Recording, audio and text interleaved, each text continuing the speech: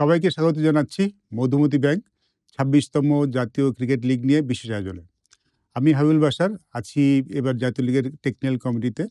আজকে আমার সাথে আছেন মিনহাজুল আবেদিন নান্নু, আপনাদের সবাই পরিচিত টেকনিক্যাল কমিটির কনভেনর হিসেবে আছেন এবার জাতীয় লীগে। নান্নু ভাই, শুরুতে আমরা একটু পয়েন্ট টেবিল দেখে আসি। এবার পঞ্চম রাউন্ড শেষ করেছি আমরা। এখন পর্যন্ত কোন কোন টিম কোথায় দাঁড়িয়ে আছে একটু দেখে নিই। সিলেট ৫ ম্যাচ পরে ২৯ পয়েন্ট নিয়ে সবার উপরে দাঁড়িয়ে আছেন। Rangpur ২১ point, Dhaka metro ১৯ point, Chattogram ১৮ point, Dhaka ১৬ point, Khulna ১৪ point, Rajshahi ১০ point এবং সবার নিচে বরিশাল ৪ পয়েন্ট নিয়ে দাঁড়িয়ে আছেন এই মুহূর্তে। নানু ভাই, পয়েন্ট টেবিল তো আমি দেখলাম। আপনি তো সিলেকশন কমিটির চেয়ারম্যান ছিলেন অনেকদিন ধরে। ফার্স্ট ক্লাসটাকে খুব ক্লোজলি দেখেছেন। ফার্স্ট ক্লাস ক্রিকেটটা একসময় খেলেছেন। আপনার সময় এক ধরনের ফার্স্ট ক্লাস ক্রিকেট ছিল। এখন অনেক চেঞ্জেস এসছে।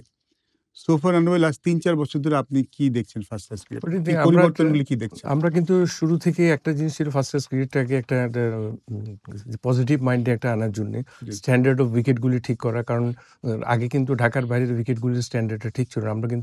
আমরা দুজনে মিলে কিন্তু প্রথমে ইন্ট্রোডিউস করেছিলাম যে 6 mm ঘাসটা যাতে মেনটেন করা হয় ফার্স্ট টু লাস্ট পর্যন্ত, এবং একটা ভেন্যুতে যাতে স্পিনিং ট্র্যাক থাকে, তাহলে একটা সব ধরনের স্ট্যান্ডার্ডটা তাহলে ঠিক থাকে। ওইভাবে কিন্তু আমরা এগিয়ে গিয়েছি। এবং আরেকটা জিনিস করেছিলাম, যেটা আমরা ৮০ ওভারের নতুন বলটা বাধ্যতামূলক করে দিয়েছেন যে নিতেই হবে। এখানে কিন্তু ফাস্ট বোলারদের শেষ বিকেলে যে বোলিংটা দরকার, এবং এটা সারাদিন ফিল্ডিং করার পর যাতে স্কিল ফিটনেসটা যাতে স্ট্রং হয়, এই দিক দিয়ে আমরা খেয়াল করেছিলাম। এবং তার ফলশ্রুতিতে কিন্তু এখন আমাদের একটা ১২টা কিন্তু ভালো স্ট্যান্ডার্ডের একটা ফাস্ট বোলার আছে, যেটা জাতীয় দলের পাইপলাইনে কাজে লাগছে।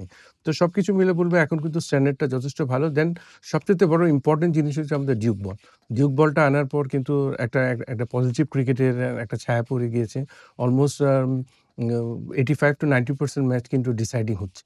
এবং প্লেয়ারদের মধ্যে কিন্তু অ্যাটিটিউডটা চেঞ্জ হয়েছে, ব্যাটিংয়ের অ্যাপ্রোচটা চেঞ্জ হয়েছে, টেকনিক্যালি অনেক কিছু চেঞ্জ করেছে। তো ওভারঅল আমি বলবো যে গত ৪ বছর ধরে যেভাবে এগোচ্ছে, এটা কিন্তু কন্টিনিউয়াস এই প্রসেসে থাকলে আগামী ২ বছরের মধ্যে একটা লঙ্গার ভার্সন ক্রিকেটের আমরা ভালো একটা এস্টাবলিশমেন্ট দেখব। আমার মনে হয় যে আমরা ফাস্ট বোলারদের উত্থানে দেখেছি এই চেঞ্জেসগুলি আনার পরে, উইকেটের চেঞ্জেসগুলি আনার পরে, বলটা ইন্ট্রোডিউস করার পরে আমরা কিন্তু অনেক ফাস্ট বোলার পাচ্ছি। পাইপলাইনে কিন্তু অনেক ফাস্ট বোলার। ইউজুয়ালি তো আমাদের পাইপলাইনে আগে সবসময় স্পিনারও থাকতো।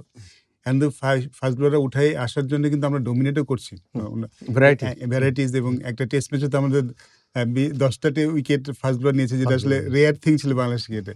এবং আমার কাছে মনে হয় আমরা যদি এরকম কন্টিনিউ করতে পারি, এরকম উইকেট, এরকম বল, এরকম কন্ডিশন যদি কন্টিনিউ করতে পারি, আমার মনে হয় যে আমাদের ব্যাটিংয়ে যে সমস্যা, টপ অর্ডারে তো আমাদের এখনও স্ট্রাগলিং টেস্ট ক্রিকেটে স্পেশালি। আমরা যদি এরকম কন্টিনিউ করতে পারি নেক্সট 2 ইয়ার্স, আমরা মনে হয় ব্যাটিংটাও অনেক ইমপ্রুভ করে যাবে। কারণ এখানে কিন্তু রান করতে হলে কষ্ট করতেছে। টেকনিক্যালি সাউন্ড ব্যাটসম্যান ছাড়া কিন্তু কেউ রান করছে না। আরেকটা জিনিস আমরা ফার্স্ট ক্লাসে যেটা দেখতাম, প্লেয়ারদের কিন্তু একটা ধারাবাহিকতার একটা দেখছি না। তো এই জায়গায় কিন্তু প্লেয়ারদের কিন্তু দায়িত্ব অনেক আছে। কারণ এখন কিন্তু স্ট্যান্ডার্ড উইকেট দেওয়া হচ্ছে, ফ্যাসিলিটিস স্ট্যান্ডার্ড দেওয়া হচ্ছে, এখন তো পারফরমেন্সটা দরকার। প্লেয়ারদের কিন্তু ধারাবাহিক পারফরমেন্সটা দরকার। এবং ফার্স্ট ক্লাসে আমরা যেটা চাচ্ছি যে একটা ছেলে যাতে একটা ১০টা ইনিংস খেললে যাতে ৬০০ ঊর্ধ্ব ৭০০ রান যাতে করতে পারে, তাহলে একটা স্ট্যান্ডার্ড ব্যাটসম্যানদের কনফিডেন্টটা বাড়ে, ইন্টারন্যাশনাল এরিনায় নিজেদেরকে আরও বেশি মেলে ধরার একটা সুযোগ থাকে। তো সেই সময় বললো ব্যাটসম্যানদের আরও দায়িত্ব নেওয়া খেলা উচিত। এবং এখন পর্যন্ত যে ৫টা রাউন্ড শেষ হয়েছে, এখানে পারফরমেন্সে দেখেন ওভারঅল ৫টা কিন্তু একদম কাছাকাছি প্লেয়ার নেই যে ৬০০ রান করেছে, ৬৫০ বা ৭০০ রান করেছে। তো এই জায়গায় কিন্তু একটা চিন্তা ভাবনা করা উচিত, এবং আরও বেশি বেটার পারফরমেন্স আমরা এক্সপেক্ট করছি। খেলারদের সুযোগ সুবিধা অনেক বেড়েছে ফার্স্ট ক্লাস ক্রিকেটে। 100%। আমার মনে হয় যে এখন তারা এটাকে পেশা হিসেবে নিতে পারছেন। সব দিক দিয়ে সব রকম ফ্যাসিলিটি বেড়েছে, ট্রাভেলিং বেড়েছে, হোটেলের ফ্যাসিলিটি বেড়েছে, সব কিছুই বেড়েছে। আমার টাইম প্লেয়ারদেরও কিছু দায়িত্ব নেওয়া উচিত। আমি ব্যক্তিগত ফিল করি না ভাই, যে আমরা তো এখনও আমাদের কনসেপ্টটা অনেকটা সাদা বলটা নিয়ে বেশি চিন্তা করি। বাট একটা প্লেয়ারের ইমপ্রুভমেন্ট কিন্তু লাল বল থেকেই হয়। আপনার সেই ভালো তাকে বলতে হবে না। আমার যে তাদের সমস্ত ফ্যাসিলিটি প্রোভাইড করা উচিত আপ টু দেম নাও, যে তারা এই সুবিধাটা কতখানি কাজে লাগাচ্ছে। একটা জিনিস অনেক ছেলে বুঝতে পারে না। আপনি কথা বলেছেন, আমি অনেকের সাথে কথা বলেছি এবং আমি বোঝানোর চেষ্টাও করেছি যে যদি কেউ ইমপ্রুভ করতে চায়, এটা ইমপ্রুভ করার জায়গা, রাইট নানু ভাই? সাদা বলটা ইমপ্রুভ করার জায়গা এটা না। তো একদম বাস্তবতা হচ্ছে যে খেলোয়াড়ের হোয়াইট বল বা যেকোনো ক্রিকেটে অফ ফর্ম থাকে, জি, নাম্বার অফ বেশি বল খেলার জন্য নিজেকে মেলে ধরার জন্য লঙ্গার ভার্সন ক্রিকেট। জি। এই প্ল্যাটফর্মটাই তো প্লেয়ারের নিজেকে এস্টাবলিশ করার একটা জায়গা। এই জায়গায় লঙ্গার ভার্সন ক্রিকেটটা যদি ভালো যদি খেলতে পারে, অন্য ২ টা ফরম্যাট কিন্তু অটোমেটিক একটা প্লেয়ার ভালো খেলে। তো সুতরাং এটার প্রতি কনসেনট্রেশন আরো বাড়াইতে হবে। এটার প্রতি মনোনিবেশটা বাড়াইতে হবে এবং নিজেকে এমনভাবে অ্যাসিস্ট করা হচ্ছে সিজনের ১ম থেকে, যাতে এই সিজনে একটা টার্গেট থাকা উচিত আমি ৮০০ ৮৫০ রান করব এই ন্যাশনাল আপনি লিগে। একবার ১,০০০ রান করেছিলেন। হ্যাঁ, অলমোস্ট হ্যাঁ, ১২০০ রান। তখন উইকেটও ভালো ছিল উইকেট না। ভালো ছিল না এত এবং ভালো ছিল একটা না। ম্যাচে তোর একটা ডাবল সেঞ্চুরি করার পর আবার 100, এই হ্যাঁ। রেকর্ড তো আমার মনে হয় না বাংলাদেশে কখন ভাঙবে, কবে দেখে যেতে পারবো কিনা, এটাও তো একটা চিন্তার বিষয়। তো সুতরাং মানে এখন তো করা হচ্ছে because এখন তো উইকেটের মান অনেক বেড়েছে। অনেক আরো ভালো খেলা হচ্ছে। প্র্যাকটিসের ফ্যাসিলিটি বেড়েছে। তো দেখা যাক ইনশাআল্লাহ। এখন তো প্লেয়ারদের সব ধরনের ফ্যাসিলিটি দেওয়া হচ্ছে এবং প্লেয়াররা যদি নিজেকে যদি ভালো মতো অ্যাসিস্ট করতে পারে, নিজেকে প্ল্যান করে আগাতে পারে, হোপফুল যে সামনের ন্যাশনাল লিগেতে আরো ভালো কিছু দেখব। নানু, আমাদের একজন আইকন প্লেয়ার, ইন্টারন্যাশনাল ক্রিকেট খেলেছেন, ফার্স্ট ক্লাস ক্রিকেট খেলেছেন, ইমরুল কায়েস ফার্স্ট ক্লাস ক্রিকেটকে বিদায় বললেন। ওর সম্বন্ধে কি বলবেন আপনি? অবশ্যই লিজেন্ডারি এবং বাংলাদেশের যথেষ্ট কন্ট্রিবিউশন। আমি ওকে ১ম এ কিন্তু পেয়েছিলাম হাই পারফরম্যান্সে যখন এসছে, জি। তখন আমি ব্যাটিং কোচ ছিলাম। তো সেই জায়গা থেকে ওকে দেখা, অনেক দূর পথ চলা এবং বাংলাদেশ ক্রিকেটে যথেষ্ট কন্ট্রিবিউশন আছে এবং ওর যে যেহেতু এখনো হোয়াইট বল ক্রিকেট এখনো খেলে যাচ্ছে, তারপরে শুনলাম যে কোচিং এ আসবে। তো সেই হিসাবে বেস্ট উইশেস আমাদের থাকবে এবং ওর এক্সপেরিয়েন্স এ যদি ইয়াং প্লেয়ারদের সাথে শেয়ার করতে পারে, এটা অবশ্যই আমাদের ক্রিকেটের জন্য ইয়াং প্লেয়ার উপকৃত হবে। একটু আমরা ইসের দিকে যাই নানু ভাই। এবার ফার্স্ট ক্লাসের টপ ৩ ব্যাটসম্যান কে আছেন? টপ ৩ তে আছেন অমিত হাসান, ৫৬৭ রান করেছেন, এভারেজ ভেরি গুড 81। ইফতির হোসেন ইফতি বরিশাল থেকে ৪৯৩ রান করেছেন, এভারেজ খুব ভালো 54। আনামুল হক বিজয় আমাদের আরেকজন আইকনিক প্লেয়ার, 54 এভারেজ, ৪৯১ রান করেছেন। এই ৩ জন সম্বন্ধে কি বলবেন? অমিত হাসান, জি। আমরা যখন সিলেকশন অনেকদিন ধরে প্যানেলে রান ছিলাম, করছেন। আমরা অনেকদিন ধরেই কিন্তু ওকে হাই পারফরম্যান্স হাই পারফরম্যান্সে ওকে কিন্তু নার্সিং করা হয়েছে জি। এবং এবিলিটি আছে ভালো ক্রিকেট খেলার, এটা আমরা জানি এবং দেখা যাক ও যদি কন্টিনিউয়াস এই প্রসেসের মধ্যে থাকে, ইনশাআল্লাহ আশা করি যে ইন্টারন্যাশনাল এরিনায় নিজেকে মেলে ধরতে পারবে। তার আগে কিছু স্টেপ আছে, এই টিমের আমার মনে হয় একটু সুযোগটা বেশি দেওয়া উচিত ওকে তৈরি করার জন্য এবং কিছু খেলোয়াড়কে এইভাবে ইন্ডিকেট করা উচিত যেটা রেড বল, হোয়াইট বল ওগুলো চিন্তা করে। আমার মনে হয় রেড বলের জন্য ভেরি মাচ আইডিয়াল ক্রিকেটার হবে এবং এটাকে ঠিকমতো নার্সিং করাটা ইজ ভেরি ইম্পর্টেন্ট। খুব অর্গানাইজড ক্রিকেটার। আমি ওকে যত দেখেছি যে অনেক ঠান্ডা মাথায় খেলে, ওর ব্যাটিংটা খুব অর্গানাইজড। যেটা আপনি বললেন, আমার সেটা মনে হয় যে লাল বলের ক্রিকেটের জন্য হয়তো একজন আইডিয়াল প্লেয়ার হতে পারে ফিউচারে। ইফতি নানু ভাই, এটা যখন গত বছর আমরা দিয়েছিলাম, এটা নিয়ে কিন্তু বরিশাল ডিভিশনে যথেষ্ট কিছু কথা কথাবার্তা হয়েছিল। হয়েছিল। কিন্তু একটা ট্যালেন্ট ক্রিকেটারকে পড়লে আপনার এটাকে সময় দিতে হবে। একটা যখনই এজ গ্রুপ থেকে একটা প্লেয়ার বার হয়, যখন ফার্স্ট ক্লাস খেলতে যায়, একটা সময় দরকার হয়। আজকে কিন্তু দ্বিতীয় সিজনে এসে কিন্তু যথেষ্ট ভালো ক্রিকেট খেলছে। বাট আশা করছি, আমরা হোপফুল যে ওর কন্টিনিউ ভালো প্রসেসে থাকলে ইনশাআল্লাহ ভালো এস্টাবলিশ হতে পারবে। আরেকজন খেলোয়াড়, আমাদের অনেক পুরনো খেলোয়াড়, ফার্স্ট ক্লাসে সবসময় রান করে থাকেন, আনামুল হক বিজয়, ৪৯১ রান তো করেছেন। ডোমেস্টিকে সবসময় ভালো খেলে। কন্টিনিউ একটা ভালো দিক আছে যে ডোমেস্টিক ক্রিকেটের ৩ টা ফরম্যাটেই কিন্তু যথেষ্ট ভালো ক্রিকেট খেলে।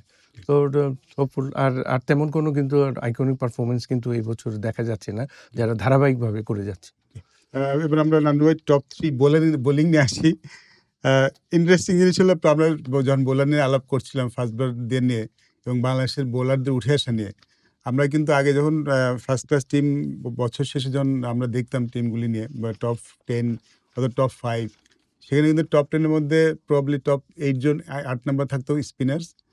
তারপরে শেষের দিকে হয়তো 2জন ফাস্ট বোলার থাকতো। আর টপ 5 এর মধ্যে দেখা যেত 4 জনই স্পিনার, একজন হয়তো ফাস্ট বোলার আছেন, অথবা 5 জনই হয়তো অনেক সময় আমরা স্পিনার দেখেছি, ফাস্ট বোলার দেখিনি। এখানে কিন্তু টপ 3 তে 2জন ফাস্ট বোলার দেখতে পাচ্ছি। আনামুল হক, আনামুল হককে তো আমরা যখন সিলেকশন প্যানেলে ছিলাম, তখন যে ফার্স্ট ক্লাস যখন দিচ্ছিলাম, জি। তখন কিন্তু ওকে অলমোস্ট ট্রায়ালের মতো নিয়েছি। জি। কারণ টোটালি র থেকে কিন্তু আমার ফার্স্ট ক্লাসে ডাইরেক্ট ইন্ট্রোডিউস করি। তখন আমার মনে হয় ওটা প্রিমিয়ার ডিভিশন, ফার্স্ট ডিভিশন কোথাও ক্রিকেট খেলেনি।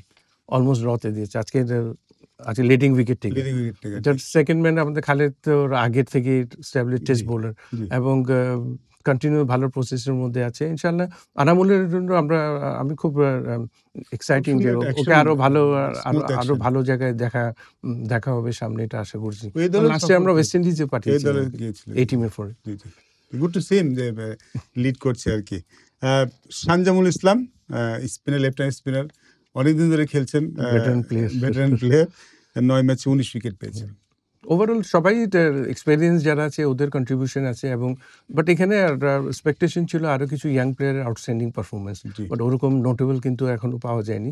তো যেহেতু সামনে আরো ২ টো রান আছে, তো এখানে আর আশা করি যে ইয়াং প্লেয়ার যারা নিজেদেরকে মেলে ধরতে পারে না আগেরগুলি, পরবর্তী রাউন্ডগুলিতে ভালো ক্রিকেট খেলবে, এটা আমরা এক্সপেক্ট করছি। সো ফার আন্ডার ওয়ে আপনার তো অনেক আলাপ করলাম এবার ফার্স্ট ক্লাস ক্রিকেট নিয়ে। আমাদের এখনো ২ রাউন্ড বাকি আছে। আ এখন পর্যন্ত কিন্তু খেলাগুলি খুব বেশ ভালোই হচ্ছে। খুব একটা ইন্টারাপশন হয়নি। একটা রাউন্ড শেষ করলাম, আর ২ টি রাউন্ড শেষ হচ্ছে। খেলোয়াড়দের উদ্দেশ্যে আমি চাই আপনি কিছু বলুন, যারা ফার্স্ট ক্লাস খেলছে, যারা ভবিষ্যতে খেলবে। আপনি যখন শুরু করেছিলেন তখনও তো তাও প্রিমিয়ার লিগ ছিল। বাট ফার্স্ট ক্লাস ক্রিকেটটাকে আপনি কিভাবে দেখতেন? আপনি কিভাবে ব্যবহার করেছেন? ইয়াং প্লেয়ার যারা আছে তারা ফার্স্ট ক্লাস ক্রিকেটটাকে কিভাবে নেবে বলে আপনার কাছে আমি শুনতে চাই। ক্রিকেটের মেইন ভিত্তিটা কিন্তু লঙ্গর ভার্সন ক্রিকেট। এখানে কিন্তু প্লেয়ারদের দায়িত্বটা অনেক বেশি, এবং ভালো ক্রিকেটটা খেলার জন্য নিজেকে টেকনিক্যালি, তারপরে কনসেনট্রেশন সবকিছু মিলে কিন্তু fitness, skill fitness is very, very important.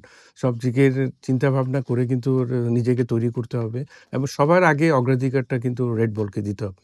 তাহলে অন্য ফরম্যাটগুলো কিন্তু ভালো ক্রিকেট খেলতে পারবে, এবং এখানে আমাদের কোচদেরও দায়িত্ব আছে, আমাদের ফিটনেস ট্রেনারের দায়িত্ব আছে প্লেয়ারকে ফিট রাখা, ফিজিওরও দায়িত্ব আছে। সবার সম্মিলিতভাবেই কিন্তু ক্রিকেটটাকে এগিয়ে নেওয়া, এবং প্লেয়ারদের পারফরম্যান্সটা কাউন্টেবল, এবং প্লেয়ারদের এটা দেখা উচিত দিন শেষে কিন্তু পারফরম্যান্সটা দেখা।